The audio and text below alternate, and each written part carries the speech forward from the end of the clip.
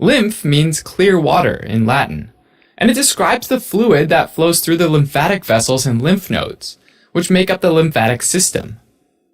The three major roles of the lymphatic system, the reason we need it in the first place, are that it returns fluid from the tissues back to the heart, it helps large molecules like hormones and lipids enter the blood, and it helps with immune surveillance to keep infections from running amok.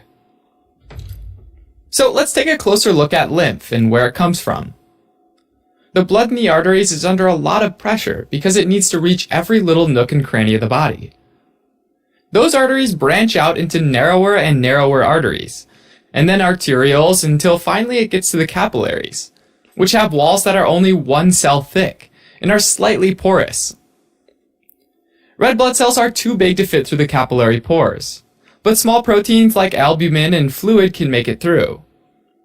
Every day, 20 liters of fluid, water, and protein seep out of the capillaries and becomes part of the interstitial fluid between the cells.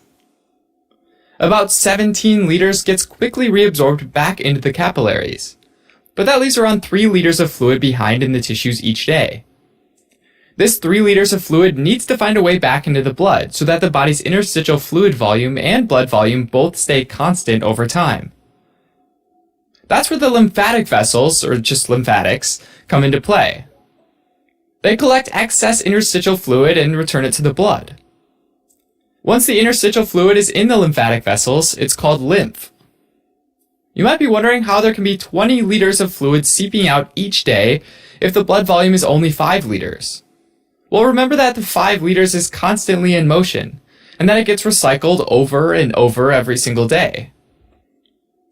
Unlike the circulatory system, the lymphatic system isn't a closed loop, because fluid and proteins make their way into the microscopic lymphatic capillaries, and all of the collected lymph is dumped into the veins. Lymphatic capillaries are the smallest lymphatic vessels, and they're located throughout the interstitial space. Lymphatic capillaries are extremely permeable because their walls are made of endothelial cells that only loosely overlap, forming one-way mini-valves. These endothelial cells are anchored to structures in the interstitial space by collagen filaments, which allows the lymphatic capillaries to stay flexible but retain their overall shape. When the pressure in the interstitial space is greater than the pressure in the lymphatic capillary, the endothelial mini-valves open up, allowing fluid to get in. When the pressure in the interstitial space is less than the pressure in the lymphatic capillary, the endothelial mini-valves are pushed shut, which keeps the lymph inside. Once that lymph is inside the lymphatic capillaries, it travels through bigger and thicker walled vessels, then trunks, and then ducts. There's no pump pushing lymph through the lymphatic system. Instead, smooth muscle in the lymph vessels reacts to the pulsing of nearby arteries by squeezing to get things started. And then the squeezing of skeletal muscles, which normally contract throughout the day, exert external pressure to keep the lymph flowing along, eventually reaching a nearby lymphatic trunk. To keep the lymph from sliding backwards, the lymphatic vessels have valves just like the veins do. The lymphatic trunks are each named after the regions of the body that they drain the lymph from. 2 lumbar trunks, 2 bronchomediastinal trunks, 2 subclavian trunks, and 2 jugular trunks, as well as 1 intestinal trunk. From there, the lymph is delivered to either the right lymphatic duct, which collects lymph from the right arm and the right side of the head and chest, or the thoracic duct, which is a lot bigger and collects lymph from the rest of the body. The right lymphatic duct dumps lymph into the junction of the right jugular vein and the right subclavian vein, and the thoracic duct dumps lymph into the same junction on the left side of the body. That particular spot is perfect because it's where the pressure is very low, which makes it easier for the lymph to flow in. The lymphatic system has key advantages. For example, it can pick up larger molecules, like hormones, that are too big to get into the capillaries, and then get them to the bloodstream. The lymphatic system can also help get nutrients to the tissues. For example, during a meal, fatty acids get packaged into balls of fat called chylomicrons by the small intestine. But just like the hormones, these are too big to move across capillaries. Instead, the chylomicrons go into special lymphatic vessels called lacteals. which get their name from the fact that the lymph that flows through them looks like milk. The chylomicrons slowly make their way up into the thoracic duct and get dumped into the venous blood. Now, the lymphatic system also plays a role in immune function. Lymphoid organs remove foreign material from the lymph to keep it from entering the bloodstream, and act as lookout points for the body's immune defenses.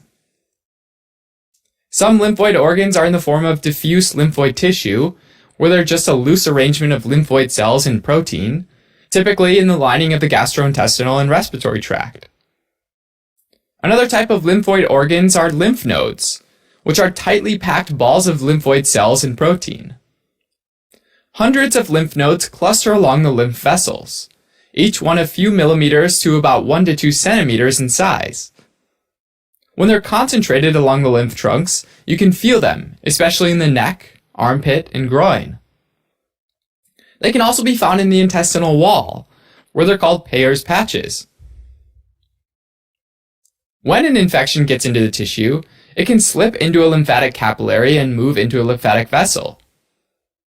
Unfiltered lymph fluid drains into a nearby lymph node, where any pathogen or piece of a pathogen is quickly detected by a dendritic cell, which is a type of antigen-presenting cell that serves up pieces of anything it destroys to other immune cells. In the lymph nodes, dendritic cells continuously sample the lymph and present antigens that they come across to the B cells, which are a type of lymphocyte that can make antibodies. B cells are designed to only react to foreign antigens, and if the dendritic cell presents something foreign, the B cell turns into a plasma cell and starts cranking out antibodies, which then flow into the lymph and exit the lymph node.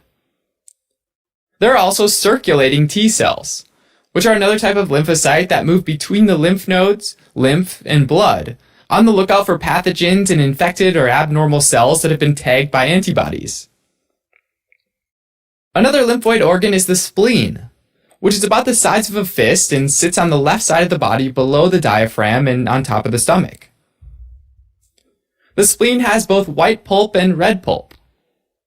The white pulp is where antibody-coated bacteria are filtered out of the circulation and antibodies are generated by B cells.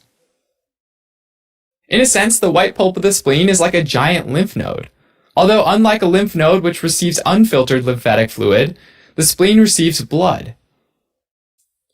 The red pulp of the spleen is where old and defective blood cells are destroyed, and their parts, which are the hemoglobin, the heme chain, and the iron, are either broken down or recycled. The spleen is also helpful in that it keeps red blood cells and platelets available in case they're suddenly needed by the body. Really, it's an organ that's got your back in an emergency. Another lymphoid organ is the thymus, which is in the upper part of the chest, just below where a necklace might sit. The thymus is most active in the neonatal period and pre-adolescent years, and then slowly atrophies and gets replaced by fat after puberty.